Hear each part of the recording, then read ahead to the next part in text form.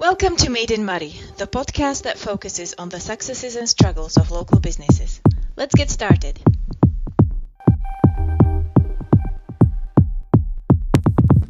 My name's G, I'm your host, and today I'm sitting down with Kev Anderson, who is the Sports Development Manager, and James Whiteside, who is the Sports Coach, and both of them work for Friendly Access, which I would describe as a unique outdoor activities organization that provides access for all abilities. Is that right? Yep, that sounds really good. Friendly Access is a charity with multiple strands, if that's worth pointing out first. So with sport, education and technology, me and James focus on the sport side of things, specifically with Surfable and Swimable. Super. So how does the Surfable organization work, and how does that fit into the concept of accessibility? We have a formula, and it's a formula that's been proven around the world just now. We're at the forefront of a movement called surf therapy, and I think the formula is quite simple. It takes the outdoors, it takes a sport, which is very accessible. It can be varied to be challenging and fun, or it can be brought down to a really accessible, relaxing activity. So we've got the outdoors, we've got the sport, and then we've got a group of caring adults. And I think when you bring that all together, we're on to something special. Absolutely. And what's your background with surfing, and how did you both come to be involved in the project? My experience came from the pool. So I was a pool lifeguard and swim teacher, and I wanted to kind of further that. And there was an open water lifeguard course available. And so obviously there was a crossover of skills there. And that was my first experience in the sea, and I just loved it from there. In the pool, I was already working with school groups and support for learning groups. So there was a nice kind of transition. I've not been to same exotic surf spots as James has, though. Okay, so tell us a little bit about your background, James. So I started off in my teenage years as a skateboarder, and from there, obviously, naturally progressed onto surfing, mainly because it doesn't hurt when you fall into water, is the main reason for that. However, starting surfing sort of in the late winter of 2006, so say February time, and my first surf session was being down at Sand End, and I just remember that being the most fun thing I've ever done in my life, even though the weather, the day will describe it as dreich is the word we use there, and just catching waves, just the feel of the water and the riding waves on the board, not necessarily surfing by standing up, which is obviously the aim of the game, but just riding waves, just riding water, and just remembering how chuffed I was at the end of that, even though the weather, like I say, was just awful, dreich, cold, all the rest of it, but the enjoyment was 100%. It was just a terrific sensation. And what's it like now when you're taking people out to surf and you see them going out for the first time and experiencing it?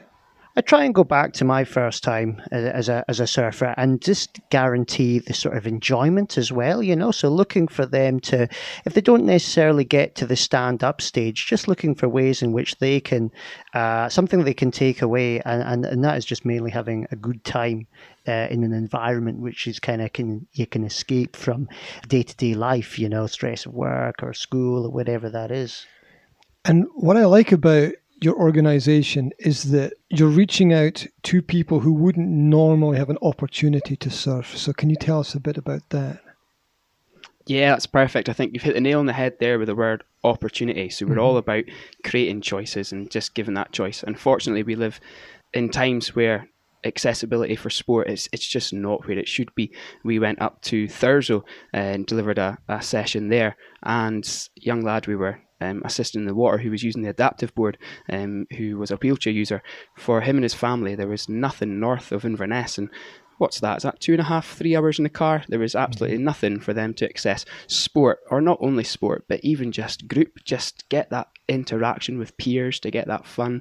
There was nothing there. So there's definitely a lack of provision, and that's something that we're hoping to target as much as possible with the surf sessions and pool sessions as well. And both, it's a great place to take boards into the pool, and we can do sessions over winter as well as give people a chance to start off in a very warm and comfortable environment and get the basics. So yeah, through those strands, we're hoping to enabling opportunities as much as possible and just tackle that provision. So I suppose it's promoting equality as well. Yep. Everybody can take part. There's no exclusions, which is kind of been a problem through obviously the decades. Like nobody should be left behind or left out just because of some sort of barrier. There is a way to experience the sea, the ocean, surfing if we go that far as well, because it doesn't just need to be surfing. It can just be going down to the beach, going in the water, etc. Yeah. So many healthy aspects to it as well. You're getting outside, you're getting the fresh air, you're being in the sunshine, hopefully, if we have a nice day, basically. It's very cool. I also read on your website that the organization has a holistic approach to the idea of helping people. Can you talk a little bit more about how doing an activity, maybe like with Surfable Scotland, integrates into perhaps having a better quality of life? So holistic approach just being that we're not being exclusive, and we're not doing a different approach for different, say, disabilities, whether it's physical, whether it's hidden, rather than focusing on each different group, which is sometimes, obviously there's reasons too. If we've got a holistic approach and we focus on our approach being inclusive to all these conditions and disabilities, it doesn't mean that we've got to have a PhD and know every single name of each different disability. Obviously, experience, knowledge, that all comes, and common traits and common tips, they are all very helpful. Glyn always says, it's a great quote, and it's 90% approach and 10% knowledge. Knowledge can be worked on and knowledge will come, but for working with vulnerable groups, just having that approach, just being able to bring your mannerisms, your talk, just everything, bring it down to a level that meets the athlete and meets the individual. We suit our teaching approach to meet the individual's needs rather than having a one system fits all approach that people have got to mold around our teaching pattern. We go the other way, and I think that's where the holistic approach comes. Yeah, it makes perfect sense. So the organization overall has the title Friendly Access. How does the surfing connect or fit into that? And are there other strands or elements? So as I said, Friendly Access is working on 3 main strands at the minute, and so it's sport, technology and education. Right. The technology part, this is where my experience takes me to the Glyn's working at academia level, developing an app which can, through use, can desensitize and familiarize individuals to different places, especially if it's a place which might bring up a lot of anxiety, busy places, noise. So using this virtual reality almost on a Android or iPhone app, people can immerse themselves into that area, learn where it is. They can gradually build up to environmental factors, noise and sound, busyness, and they can just get that experience there. Great for navigating new places, or if they're worried about anxiety, airports would be one example of that. So Glyn leads that side of things. You can tell from me talking about it there that that's not my area of expertise. It's words I'm not familiar with even. So he blows our minds with what work they're doing on that at the minute. And it's just, again, it's bringing it back into Friendly Access. Surfing is one way where we're allowing accessibility into sport, and not just that, but surf therapy, sport therapy, the effects that an organisation like this has. So James, as a sports coach, what are the typical types of activities you have to do on a daily basis? So right now, we've not been getting out much with the surfing, just coming out of the winter there. But however, we have been doing a lot with the Surfable. So we've been running 3 sessions a week. So that's 2 during the week with primary school children, and secondary school children. Also a Saturday session with sort of vulnerable kids at Lossie Pool, taking them out on the surfboards and things. So that's a group of 8. So the 2 sessions during the week, though, on the Wednesday we take out the primary school children. Obviously they're learning to swim, but it's much more than that. It can be the therapy of just being in the pool and having someone to talk to. I've noticed children going from being very, very shy to sort of the point where they're in the corner of the pool looking the other way and not acknowledging anyone, to sort of being themselves. And you can tell this just from their personality. They can be silly and not feel silly about it, just a personality developing and them opening up and just happy to be themselves. And hopefully we'll see that sort of progress into their everyday lives, not just in that hour session. And it's the same for sort of the secondary school children as well. Same sort of thing. Personalities are developing. You can see happiness through there, just through not just learning to swim, but just opening up, talking, listening, etc. Just playing games as well. As we do in the pool. Yeah, absolutely.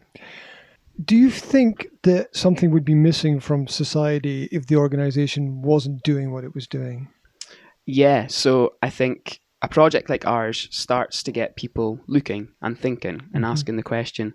One, obviously, if we were to stop working tomorrow, there would be the practical aspect of sessions would stop. But also, when something as creative as this, when the improvements are there, when the impact positively on people's lives are there, when kids and adults alike use our service or use our sessions, then go back and integrate in society that bit more resilient and that bit more able potentially, that would be a great thing for us to see. Then to lose that, I think society would take notice of that. And it's not just, I think a major part of ours is it's the individual athlete and the family as well. And if there's a therapy there, it's for the individual, the family, that could spread into schools, because individuals have had that release, they've had that confidence built through gaining skills, so they go to school at more ease, more able to engage, and that's just got a knock-on effect throughout society as well.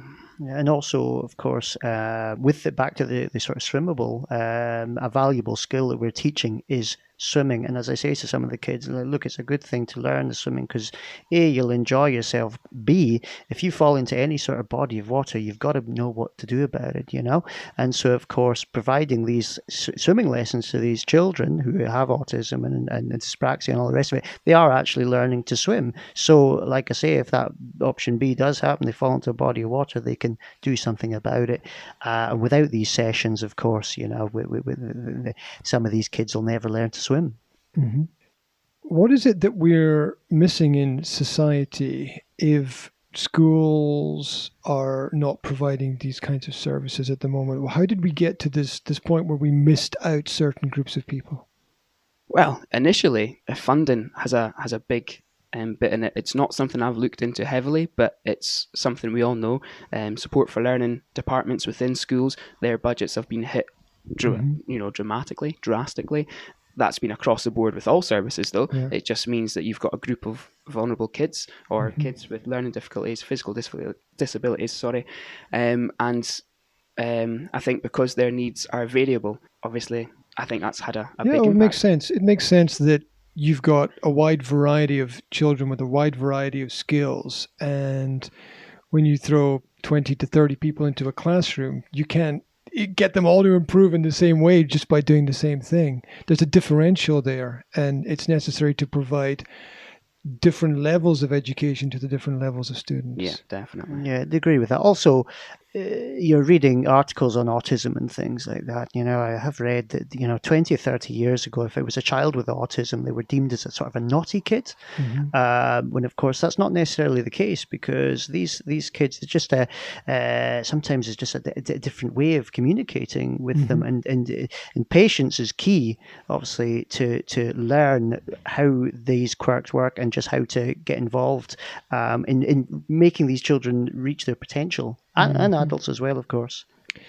I think from your website I read there's a background story connected to autism about how the whole organization started. Is that right? Yeah, I would say the inspiration came from Glyn and his son Gregor. Now, Gregor's 20 years old just now and born with epilepsy and learning difficulties, neurological disorder.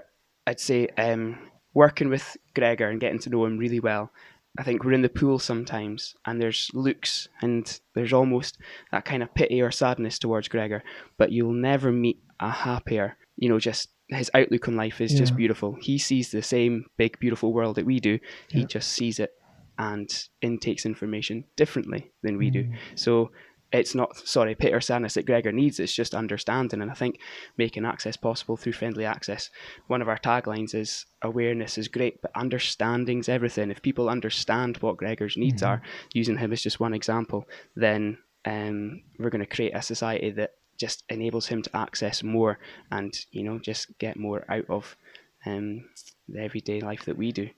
So the story between Glyn, and as a parent noticing that, one, there was a stigma within society, but two, there was practically less opportunities and accessibility, then that's where his story started. We used autism. Glyn developed autism level 1 as a bit of one. It's a kind of condition that, or disability that people know most about, or it's known of, and a lot of traits there come from managing anxiety, and there's a crossover between that and other learning difficulties as well, or conditions/disabilities. It's a good flagship almost to raise awareness on similar conditions. Yeah, isn't there some story connected to the theatre where one of the children, I don't know which child from which person, had to leave a theatre because... That's Gregor. That's Glyn's son. That happened to. Okay, so what's the story there? Why did he have to leave? He was in a theatre with his family and he had to leave? Or what? Yes, this is going back years now. 2011. Well done. Good on you. 2011. And they just went down to London, family trip. There was Glyn, his wife Jennifer, daughter Emily, and son Gregor. And if you know Gregor's just such a happy person. His noises, you'd class him as non-verbal, but his noises are not disruptive. They happen, within a theatre kind of setting. They were, along with the claps, along with the cheers, along with the characters, the bad character coming out, he would react just. And what was lovely is that everyone around, there was no issue. It wasn't, unfortunately, until a sound engineer had made it clear that he felt as if Gregor was disturbing his job and maybe other people around him, and so they were asked for Gregor to leave. And I think what Glyn took away from that is the reaction from the people around him. They couldn't understand. There was Gregor causing no trouble to anybody, enjoying himself as everybody should have the right to do, and for no fault or no reason in particular was asked to leave. And so I think Glyn knew that it was right that he needed to just open communication. He wasn't out to cause a fight or start a fight. He just realized that there needed to be a little more transparency, a little bit more discussion about this, so that this would happen. And again, and from the back of that, I think Glyn's work on that just went national, and now you've got relaxed sessions in theatres across the country. And again, by doing that, that's one example of where discussion on a national scale and a society scale is drawn in towards actually access should be there for everybody. It shouldn't be a question. These things shouldn't happen, and it sometimes takes something like that and somebody like Glyn and Gregor's story to make this happen. Yeah, in a way that kind of needed to happen. I mean, it wasn't great for some folk, but you're right. I mean, yeah, it did need to happen, because there needed to be some sort of movement on that. That was the catalyst for all the progress that we've made as a charity, and even before my time here, and just changing people's perception of what access should be. It's not a ramp so a wheelchair can get into a building. It can just simply allowing for someone with some sort of non-visible disability to enjoy or take part in something that everyone else does, to be so 100% of the population can appreciate what everyone else appreciates. Oh, absolutely.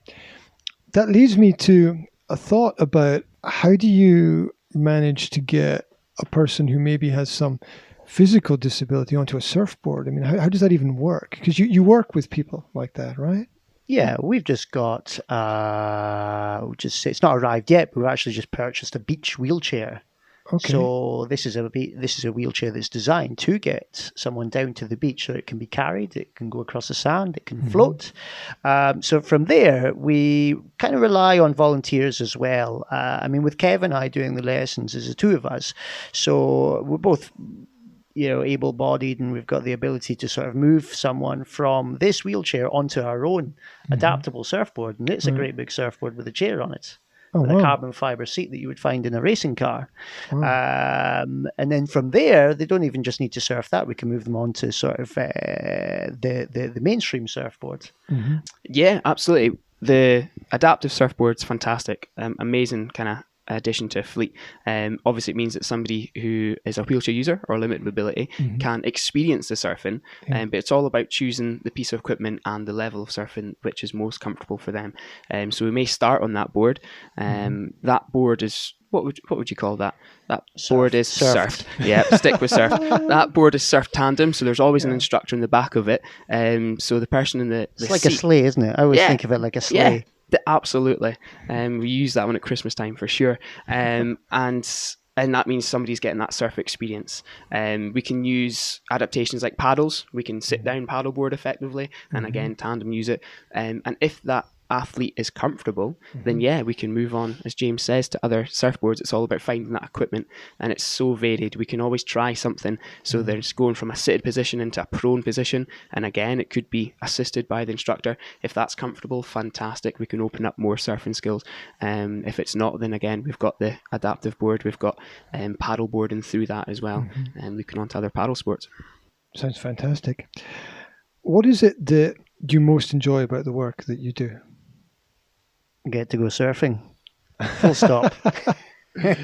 Living the dream. Yeah, that's it. Yeah, I'll let Kev go first. Well, right at your studio just now, we're looking out onto the sea, and it is. I say to people, welcome to my office. We're going down into such amazing coastlines, and that is where we operate. I think going from the birth of the project to where we are now, I've seen it grow. When we're out in the water and you're assisting somebody who, one, might not have had the opportunity without the equipment and without the approach, but two, themselves maybe never thought they could achieve it or have a shot, give it a go, to see the stoke in their face. I think there was a beautiful point at Sand End where one of our surf coaches working with a lassie quite closely from the start, and by the end of the session was riding a wave independent, caught her first wave without any assistance, and the stoke on the young lass's face to my volunteer's face, I could see her jumping up, and then I'm right beside that, and we're all just part of this kind of this great vibe, and it's just positive circles just bouncing off.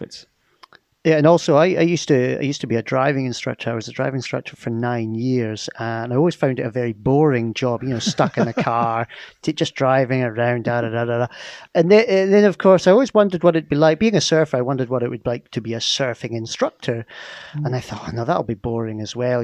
So last year when I did qualify as a surfing instructor, I started teaching. The perspective set on me there. I was like, yeah, this is boring, but it's being on the beach and in the waves. It's a fantastic place to be bored.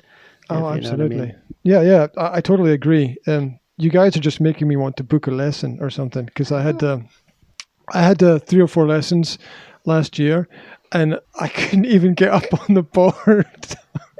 So what, like on your belly or on standing up? I couldn't get standing up. I just kept falling off, and we call that a wipeout. We call that a wipeout, don't we?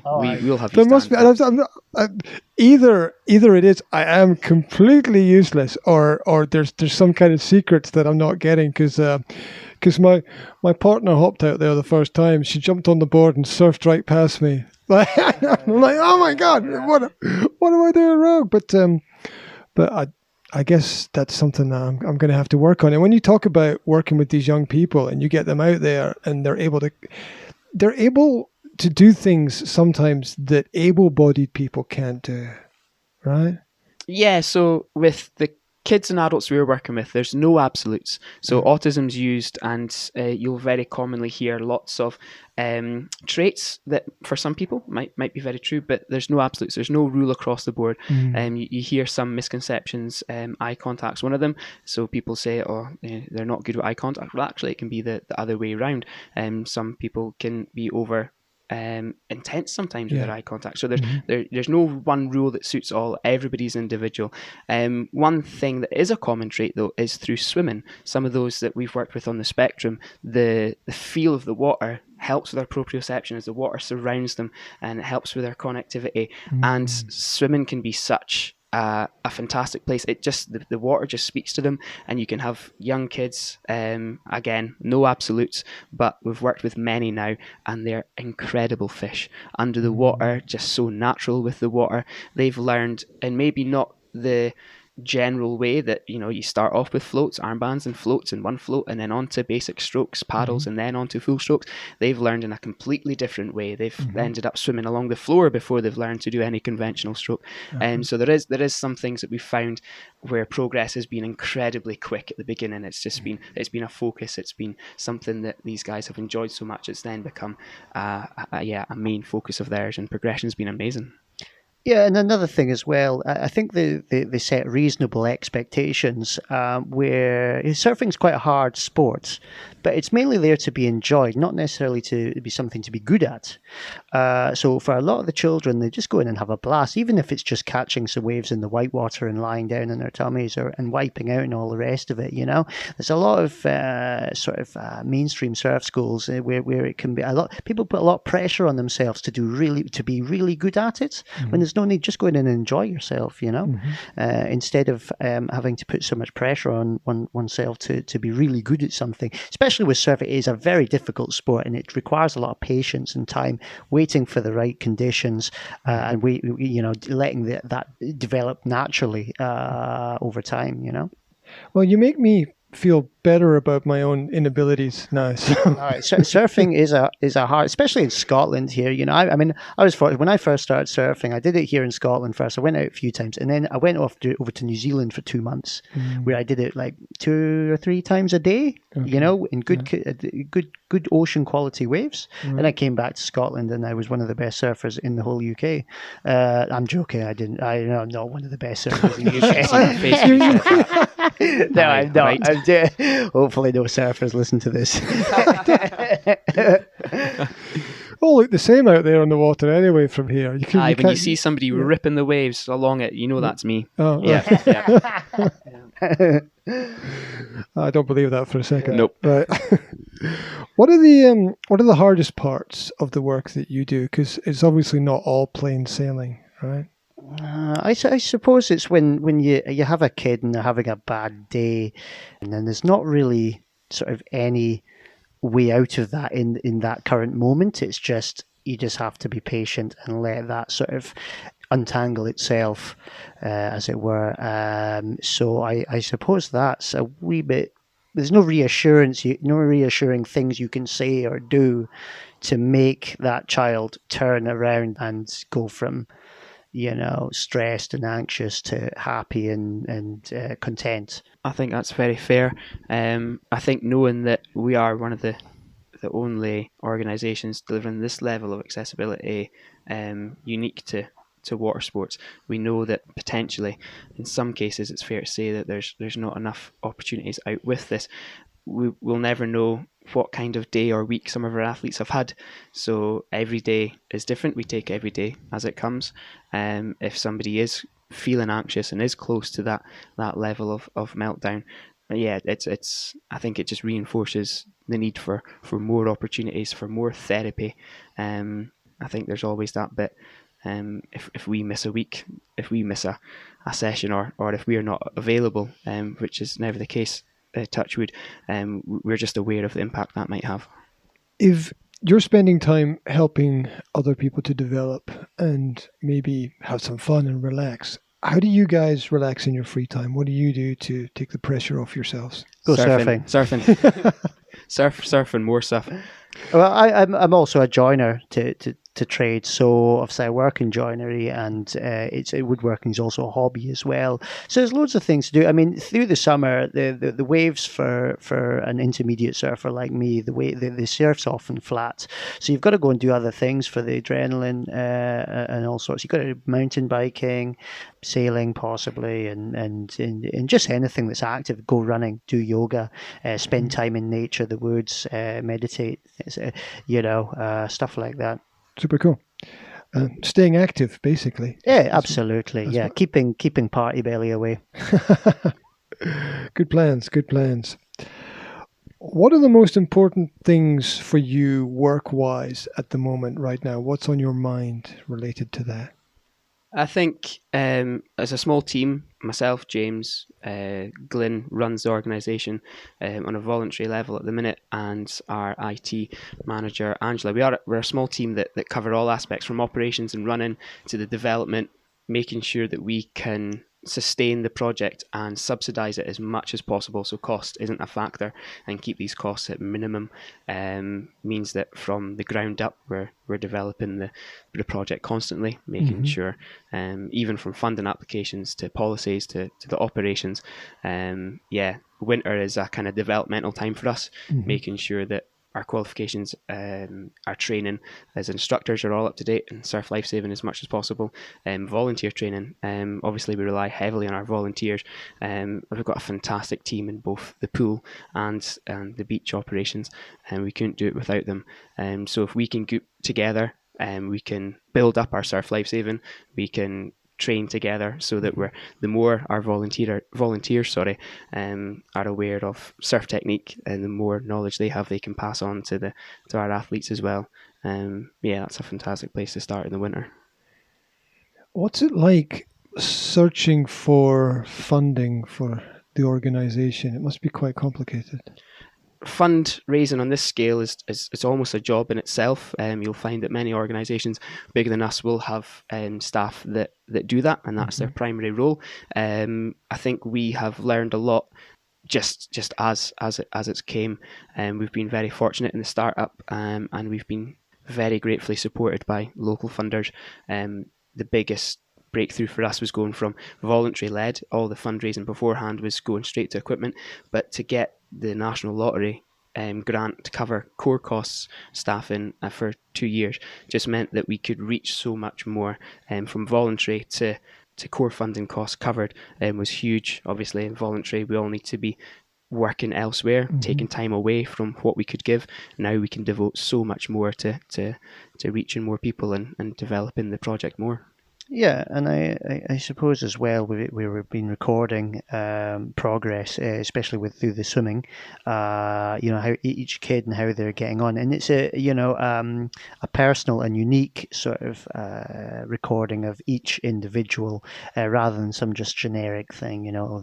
They're paddling really well, and things like that. We try and make it as personal as possible, and that obviously goes into sort of applying for more monies, as it were. Yeah, it makes sense. It's also good for a person when they're getting feedback to have it really personally orientated towards them. Makes them feel better, I'm quite sure.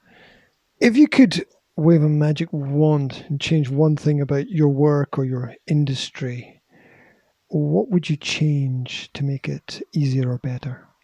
I think where we differ from industry is there's competition in industry. I think if I was to wave the magic wand, it would be for other clubs. No matter what sport or activity, it could be knitting, anything where the same kind of formula of caring adults with an activity and a focus and a development for kids and adults alike to come together.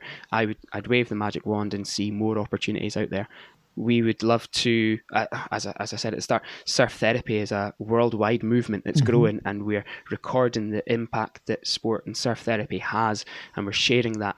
Hopefully one day in the very near future, you're going to have GP referrals to combat kind of social isolation, mental health, physical improvement and physiotherapy too. Hopefully that's going to be referred through health service. We would love to take our template of how we've got here and to see others, to give it away, and to see more people create accessible and enabling opportunities as well. I suppose I'd like to see it in a way that a lot of adults and children with any disability, quite often some people will look at a person with any sort of disability and feel sorry for them in a way which I often finds excludes them even further, as if they're different. Nobody's life's perfect, and just because someone's got whatever condition, disability, doesn't mean that they're not sort of content in life, they're not happy with life. So to look at someone and just because maybe they look different or whatever, that they must suffer, when it's not always the case. I know of folk with sort of conditions, and admire them for their outtake on life. The guys I know, I won't mention any names, but they're happy, they're independent, they're well known, they're very social, and they just they have a good outlook on life, and it's something that can be inspirational. To know that they're getting through life just in their own, just with their own quirks, as everyone else has their own quirks as well. Oh, absolutely. It makes sense from the perspective of, I think life is not just about where you are, it's about how far you've traveled and how far you've come. And some people travel a long, long, long way just to make what seems like a little step to other people. Yeah, it's all relative. Yeah. I suppose it's like some of our children learning to swim, So someone with my fitness could probably go and enter some sort of 5K swim. It would certainly be a challenge for me, but I reckon I'd be able to do it. However, someone that's maybe never ever swam before, going from swimming a whole length of a pool unassisted, I reckon that would be a greater achievement. Yeah. In the scale of things. Absolutely. And especially for them personally. Absolutely, yeah. Would be amazing. What advice can you give to people interested in getting into the line of work that you're in or getting into helping out? Can't recommend it enough. As I said with the story where one of my volunteers had got the stoke from helping somebody else, just that shared positive feeling. Can't recommend it enough. Those vibes are going around in circles. So as Surfable, we are always looking for more help in the water, out the water. We're reliant on our volunteers and have such a fantastic team and hopefully build positive circles from that as well. Can't recommend it enough. Because I started out as a volunteer, possibly in 2017 was my first time volunteering with Surfable. I remember the girl we took out, she had autism and didn't really have use of her legs and her arms, And I remember that day vividly. It was a beautiful sunny day down at Sandend Beach. And just the enjoyment you could see she was having. It was just, you could just tell in her body language and her face, from the smiles that she really, really loved the surfing. And also she was a bit of I got it as a bit of an adrenaline junkie, for someone to be able to enjoy that, And I always sort of every time I sort of I'm having a bit of a bad day for whatever reason, joinery's not going so well or something's happened, I always sort of look back in retrospect to that day and you just remembering my role in providing that feeling for her, just sort of that voluntary time to go out and go away. So it can not just on the day, it gave me a good feeling of satisfaction, but just for years after that, just always going back and remembering what I gave so that someone could experience surfing and the beach and the ocean in the same way that I would go and enjoy it. Yeah. Perfect plug. So get in touch. Facebook, Surfable Scotland. Nice one, James. What could the community do more to support the work that you're involved in? Are there any specific areas or regions of the community that could help more, whether in time or investing something else? Yeah, I think we're at a stage now where we're looking to grow. We've run the surf school for a few years. We've seen the impact on individual cases and within the local community has been amazing. We're at a position where we would love that to grow. We'd love to reach more people. And again, it's about allowing that opportunity. It's letting people know we're there. So the more that the community can share, just think of us when they're speaking to others, on top of anyone looking to volunteer hands on, then I think that's what we're looking for this year, is to take that adaptive board and make others aware. Yeah, and it's also just trying to get any age group, any condition, any disability aware of us, because it doesn't necessarily need to be the surfing side of things or swimming. It can be just sort of, as we say, we can get people down to the beach. We have the equipment to do that, and just to engage with anyone who would like to sort of get down to the beach and just enjoy it, because that might not be possible for some disabilities and in age groups as well, not just people with disabilities or conditions. Is there some service or information that you can offer to communities or schools where if they want more information about what you do, they can invite you in to talk a bit more about it? Yeah, we'd be more than happy. Working with NHS would be the next big step for us. We'd love to work with them closer, just to, again, it's to signpost and refer those that could really benefit. I think our thing would be to just invite everyone to come and have a shot. Yeah. Because obviously, I think when I was a kid myself, if my mum or dad had said, right, do you want to go surfing? Instantly, the pictures in my head would have been out in the big sea and big waves. And so it's to invite people to come and learn more about it, and to give it a shot, I would say. As surfing as an adventure sport goes, I think a lot of people might feel the same and might think that that's unattainable, unachievable, especially for themselves or a person they care for with disabilities. But any way we can engage and discuss, meet, that's perfect. And another thing to add there, just for those who obviously don't want to give this a go because they think the sea is cold. Now, the sea is cold, but in a wetsuit, it's not that cold at all. You can, in fact, be too hot in the sea in a wetsuit and feel like taking the whole thing off. You're always flushing yourself, aren't you? Absolutely, letting the water through it. I'm not kidding. I mean, that was one of the things that kind of put me off trying surfing back in the day when I was only 18, 19, was the fact that obviously the sea's cold, and yes, it is cold, but put on a wetsuit and you'll be fine. Yeah, I think that feeds into how technology has influenced all of our lives as well. Whereas in the past, you would have to have just your shorts on and be cold in the water. It's not like that anymore. The technology has changed and it's more comfortable and as a result more accessible for more people.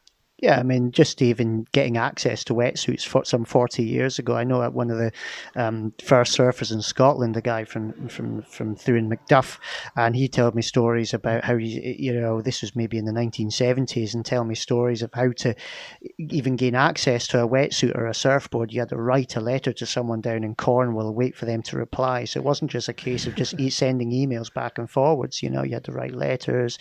You had to say, yeah, get these wetsuits which were heavy, let in water, they weren't even warm, to the technology we have these days. And the fact that you can just buy it online and it's with you 2 or 3 days later is amazing as well.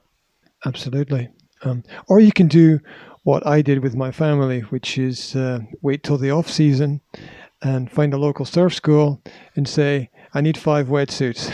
Yeah, that's another way to go about it. Yeah. Yeah. What have you got? And that's what we did. And we all have wetsuits now. And Perfect. So we can all go out. We just have to get the boards now. I've got to work out a way to get the boards. Yeah, I think having a wetsuit's because that's the more diverse thing. You can do a lot in a wetsuit. From it's just swimming or just getting to the beach, as you say, wading across the river. The surfboards can just be access. You can even just take one of your doors off its hinges and just go in on that. Carve it. So I have to take it to you because you're a joiner. Oh, that's true. I'll get my jigsaw and I'll shape it into a surfboard. Could you do it? Could you make a wooden surfboard, or is that just like ancient history? People don't do that. No, people do it. There's a guy in Scotland that does that. Far Bay Cabinet Makers. I'm on his Instagram, and he's a cabinet maker to trade, but he also makes surfboards. He makes skateboards, and he makes all sorts of fancy furniture. Wow. So like cabinet maker and surfboards. Yeah, pretty much. Yeah, wow. We'll show you on the Instagram afterwards. Okay, that's cool. What's the difference between then? What would be the difference between surfing like a wooden surfboard and because what are they made of now? Balsa wood was traditionally used for making surfboards and still is. Now it's foam with wooden sort of stringer for rigidity, and then just fiberglass around it to keep the water out. Okay, cool. Thank you for the technical. No, that's all right. I could go on and on and on and on. So better not. Okay, I think just taking a little bit of a step back, I think for a lot of people, starting is the hardest part, and if you can, or if any business can make the start easier for somebody, it brings people into the activity because the fear is in the mind, right? Oh, yeah. Yeah, absolutely, totally. I don't think we've ever had a single athlete come down and have a negative experience and not want to come back. And again, that comes from us understanding each individual's needs and tailoring each session.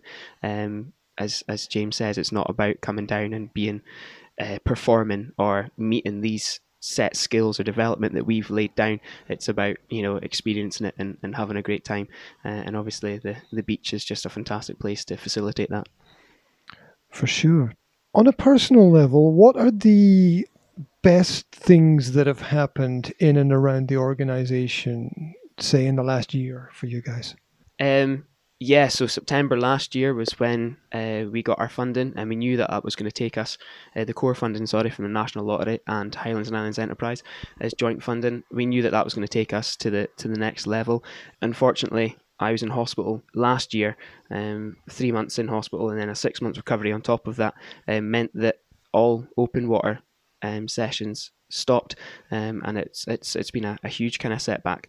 So I think now we're looking to build from that, hit the ground running again. Now we're established, and now we're ready to really make up for lost time. Yeah, absolutely. We want to get as many folk in surfing as we can, and we Kevin and I are happy to do sort of 12-hour days if that may lie anyway. That's what we're kind of happy That's what to it's do. about. Yeah, get folk in the water, get people enjoying themselves, and all the rest of it. Did I read on the website that there were some awards that the organisation had received, Friendly Access?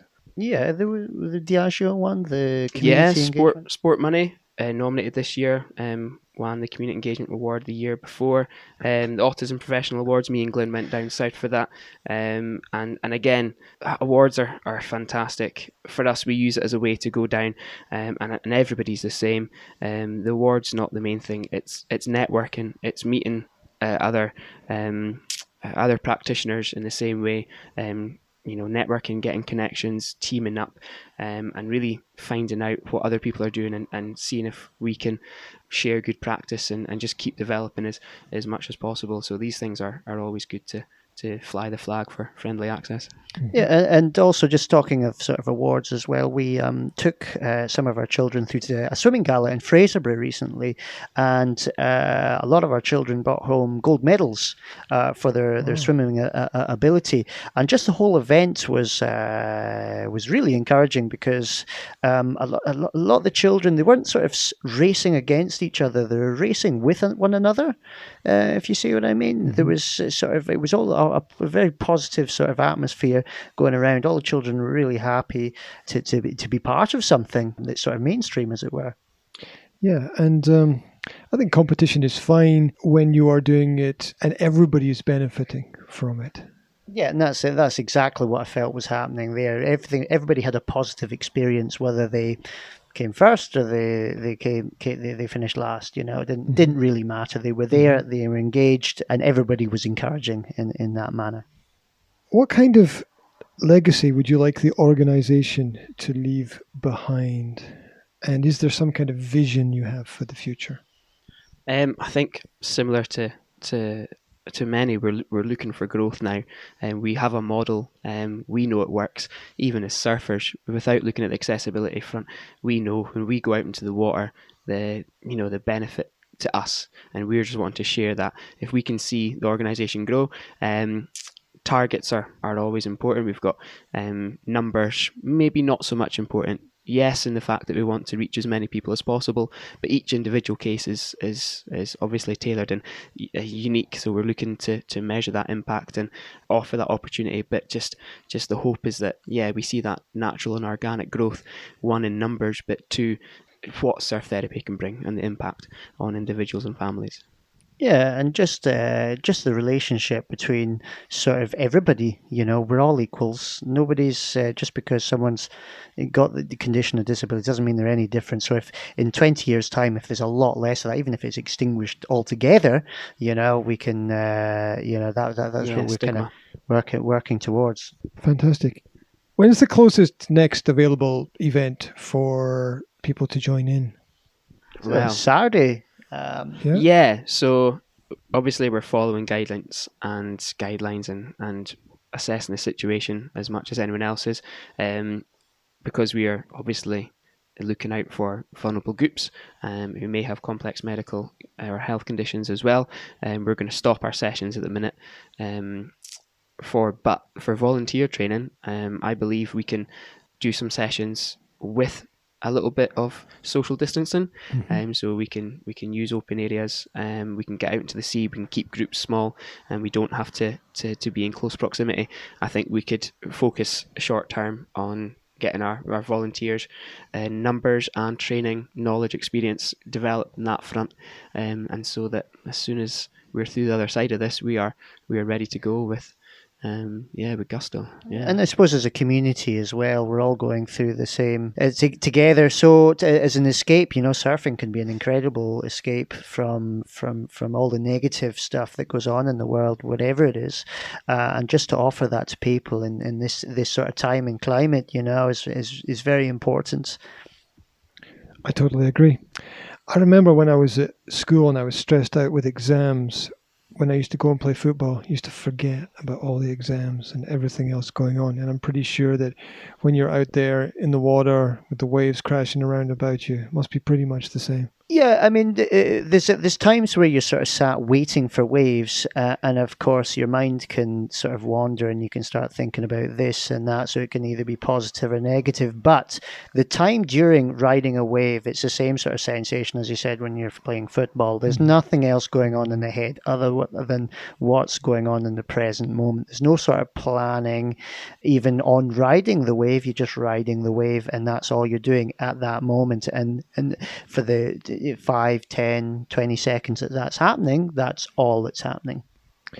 Yeah. I think there's a great success in just getting out into the water a lot of the time, because I see some surfers out there some days and there's not really any waves, but they seem to be quite happy. Yeah, you're just going out and then just getting out of the house sometimes. That's what I say in the water. It's just nice to get out the house, Quite often what I've started doing now before I even go in the water is I'll swim across to the beach. I'll sit on my board and I'll just maybe watch the waves. I'll spend some time to myself in my own mind, just what's and take it all in. And then I'll enter the water maybe after 5 minutes, so I'll chill myself out before even going into the water, and then feeling free to take breaks during the session as well, and not having that expectation that I've got to catch every single wave, appreciating every wave's form, and appreciating others catching the waves and riding the waves well. Yeah, you make it sound like some kind of therapy. Oh, definitely. I suppose that. Yeah, absolutely. Everybody should surf, but just not at Lossiemouth where I surf, so there's more waves for me. Right. Edit.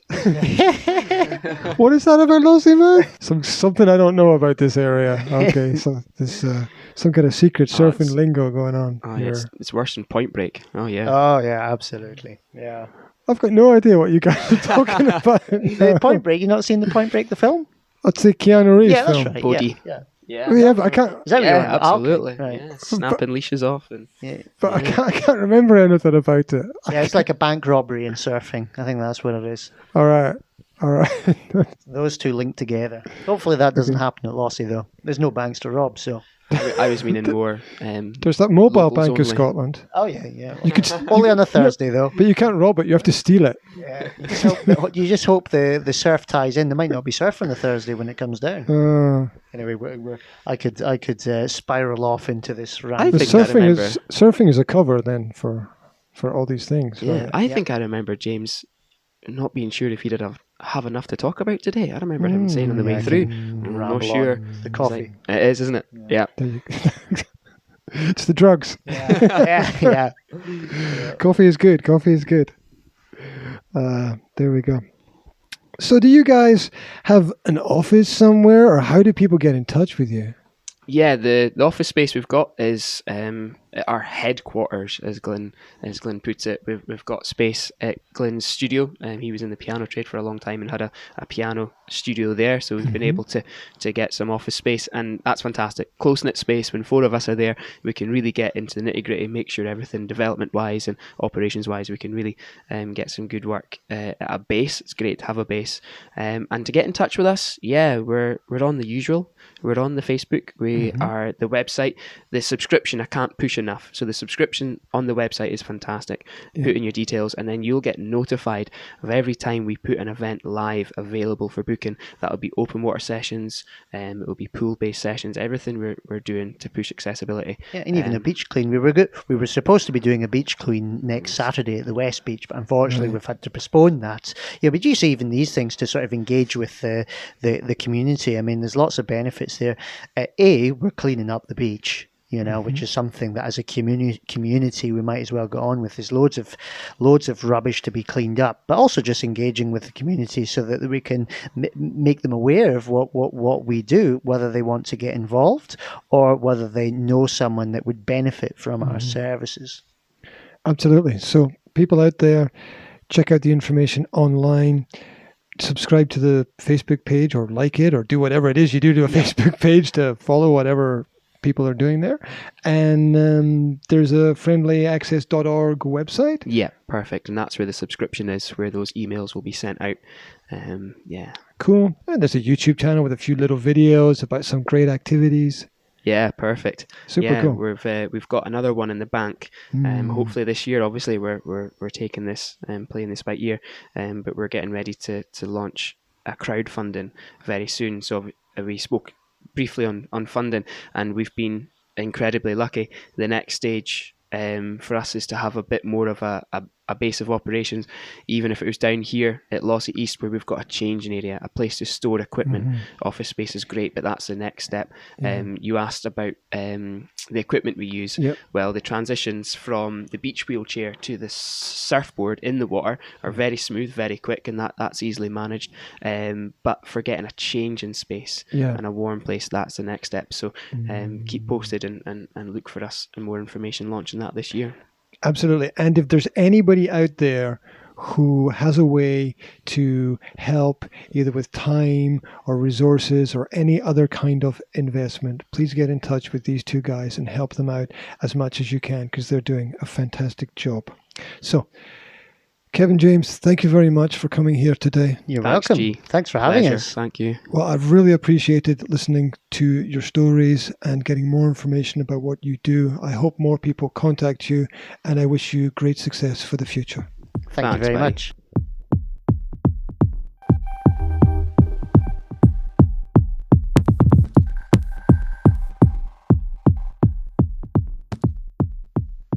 Made in Moray is a product of the Academy of Language Therapy and Life Coaching.